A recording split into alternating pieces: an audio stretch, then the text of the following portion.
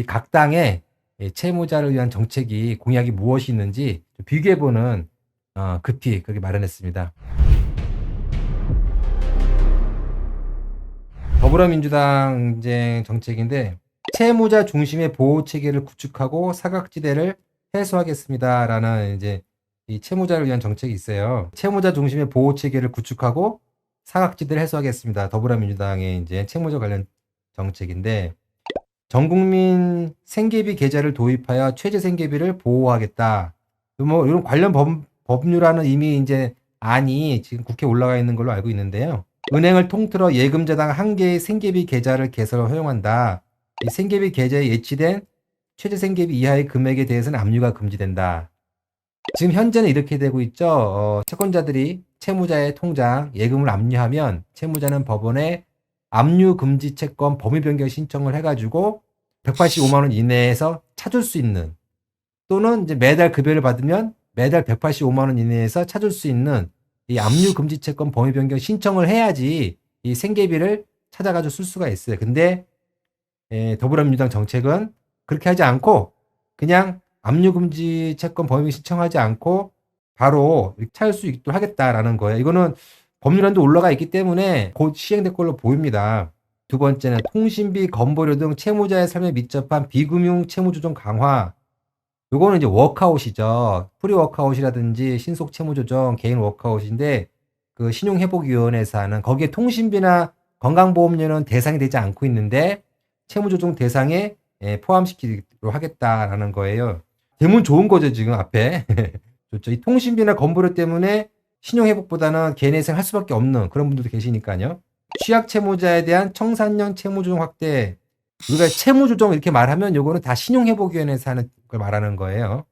여기 보면 특별감면제, 상환이해제, 확대 적용 등을 통해 상환 의지는 있으나 소득이 적어 사실상 채무 조정이 어려운 취약 채무자 사각지대 해소다.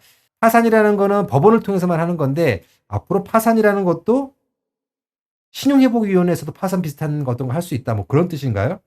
만약 그렇다고 한다면 이것도 괜찮죠. 왜냐하면 청산형이라는 거는 회생에서는, 일반 회생에서는 파산과 비슷한 거예요. 그래서 재산을 다 내놓는 방식인데 만약 그렇다고 한다면 이것도 괜찮죠. 왜냐하면 법원을 통한 파산에서는 변호사 보수가 되기 때문에 그 절차를 만약에 신용회복위원회에서 간단한 절차를 통해서 파산 절차가 이루어질 수 있다고 한다면 그거는 상당히 의미 있는 일일 거라 생각합니다. 그다음에 회생법원 추가 설치를 통한 개인회생 파산 신속 처리 지원. 알기 쉬운 거죠. 회생법원이 지금은 서울회생법원, 수원회생법원, 부산회생법원 세 군데밖에 없는데 더 많이 하겠다라는 거죠. 뭐 좋죠. 다음에 채무자 대리인 범위 확대 검토. 일정 금액, 예를 들어 3천만 원 이하의 금액에 대해 채무가 3천만 원 이하인 경우에는 변호사 외에 일정 요건을 갖춘 제3자 등으로 대리인 범위를 확대하는 방안을 검토하고 있다. 근데 이게 대부업체만 해당되는 거예요. 채권자가 대부업체인 경우에는 이 채무자 대리인 제도를 통해 가지고 이 대부업체가 채무자한테 직접 연락을 할지 못하게 하는 제도, 그게 채무자 대리인 제도인데 이제는 변호사가 아니라 일정한 요건을 갖춘 제3자 등도 대리인으로 하겠다라는 건데, 지금 요구되고 있는 거는 사실은 대부업체뿐만 아니라 뭐 카드사나 은행이나 뭐 캐피탈이나 생명보험이나 보험사나 모든 채권자에 대해서 채무자 대리인 제도가 허용됐으면 한다라는 게 이제 채무자 분들의 요구 사항이죠. 자, 여기까지가 더불어민주당의 정책이었습니다. 정책이 별로 없어요. 그 채무자 중심의 정책은. 물론 이제 채무자 정책만 가지고 선거를 아니니까 뭐 다양한 요인을 보시겠죠. 우리가 채무자니까 채무자 정책도 좀 선택을 하는데 단 뭐 10%라도 한번 생각을 해보시기 바라겠습니다. 그 해방클럽 카페에도 올려져 있으니까 전체 공약을 보시고 싶으신 분들은 저희 카페에 들어가시면 되겠습니다. 여기 있습니다. 국민의힘 공약인데 여기 지금 이제 이렇게 있습니다. 그래서 딱 보면은 악질적인 불법 사금융으로부터 금융 취약 계층을 보호하겠습니다. 대출을 보다 낮은 금리로 손쉽게 이동할 수 있도록 하겠습니다. 대출을 좀 서민들이 잘 받게 하겠다라는 어떤 그런 부분 말고 그냥 빚을 갚기 힘든 분들, 이 채무 조정 관련된 뭐 파산이나 회생이나 워크아웃이나 뭐 이런 거와 관련된 건 제도는 언급이 없었어요. 언급이 없고 다만 악질적인 불법 사금융으로부터 금융 취약계층을 보호하겠습니다. 현재 불법 채권 출신 피해 급증하면서 적극적인 대응이 시급하다. 채무자 본인과 주변인의 삶을 파괴하는 반사회적이고 악랄한 불법 대부 계약이 기승이다. 라고 하는데 이게 현재인데 이걸 개선하기 위해서 이런 공약을 내세웠습니다. 취약계층을 상대로 한 반사회적 불법 채권 추심의 대부 계약을 무효화하겠다. 이게 이제 무슨 뜻이냐면은 뭐 이자율이 이자제한법을 위반해가지고 몇백 %씩 이자를 약정한 거 예전에는 이자제한법을 초과하는 부분 그 부분만 무효를 했는데 전체를 다 무효를 하겠다는 거예요, 계약을. 예전에 뭐 이자율을 갖다가 50%를 약정했다 그러면은 지금 이자제한법이 20%인 거야?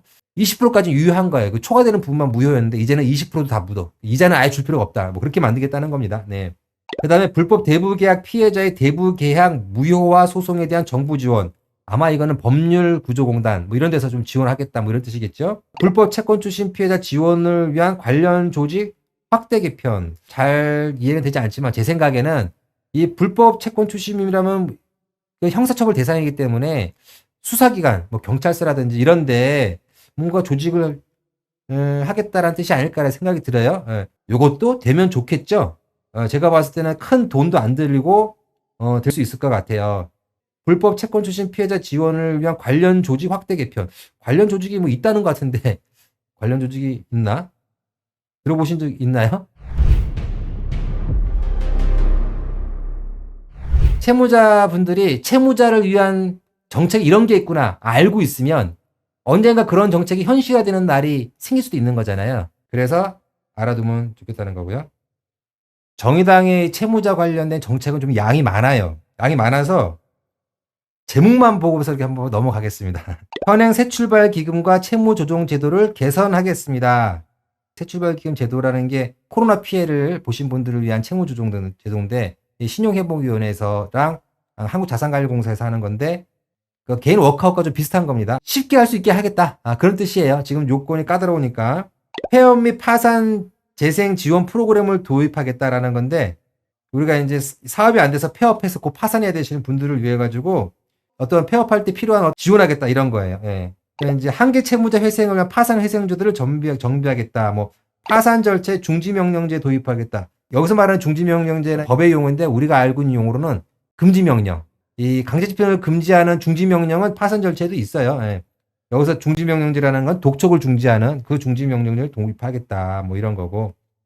개인회생 절차에도 주택담보채권도 개인회생 절차에 도입하겠다.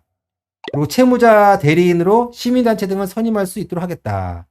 근데 이것도 아까 제가 더불어민주당 정책 말할 때 대리인이 누가 되는 것보다는 그 대법체가 아닌 은행이나 캐피탈 이런 데도 채무자 대리인 제도를 활용할 수 있도록 하는 게 더 시급하다라는 말씀을 드릴 수 있고 모든 채권 추심자에 대해 채무자의 동의 없이 채무자에게 직접 연락 금지, 야간 추심 등 인권 침해 추심을 금지하라. 그러니까 추심을 하지 말아요. 그러면 추심을 못하게 하는 거지. 제가 예전에 말씀드린 연락 금지 제도 미국에는 있다고. 우리나라에는 아직 없는 바로 그겁니다. 채무자의 동의 없이 채무자에게 직접 연락 금지. 만약에 채무자의 동의 없이 채무자에게 직접 연락 금지 이 제도가 된다고 한다면 사실은 채무자 대리인 제도는 불필요하죠. 이게 된다고 한다면. 부채 탕감 통합 조정 기구를 설치하겠다. 뭐 이런 것도 있고 좀 이런 거 학자금 부채 전액 탕감. 다른 당이 말해보면 비현실적이다. 뭐 이렇게 말할 수도 있겠죠. 정책에 뭐 맞고 틀리고 뭐 그런 걸 떠나가지고 이런 정책들이 있다라는 거 한번 소개시켜 봤어요. 지금 우리가 각 당이 가지고 있는 이미지랑 비슷해요. 녹색정의당은 너무 이상적이다. 그래서 정책의 양은 많지만 과연 현실성이 있을까라는 부분. 그다음에 이제 국민의힘은 아무래도 이렇게 사회적 약자인 채무자를 위한 정책은 적더라. 매우 적더라. 그리고 그 중간되는 더불어민주당은 적절한 현실적인 정책들이 있더라.